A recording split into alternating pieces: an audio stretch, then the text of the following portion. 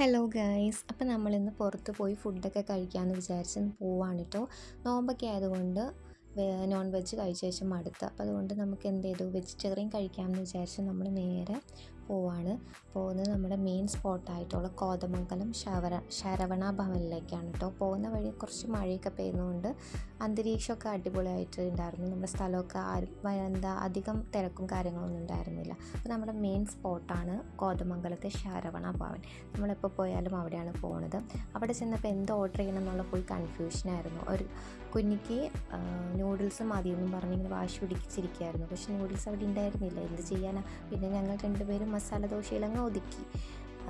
ഞങ്ങൾ ഒരെണ്ണം വാങ്ങിച്ചോളൂ. മസാല ദോശയിൽ ഞങ്ങൾ രണ്ടുപേരും കഴിച്ചു. അതിനുശേഷം അവർക്ക് ഐസ്ക്രീം വേണം എന്നൊക്കെ പറഞ്ഞു. പക്ഷെ നമ്മൾ വാങ്ങിച്ചു കൊടുത്തില്ല. കാരണം മഴയായതുകൊണ്ടും ജലദോഷമൊക്കെ ചെറിയ രീതിയിലുള്ളതുകൊണ്ട് നമ്മൾ വാങ്ങിച്ചു കൊടുത്തില്ല.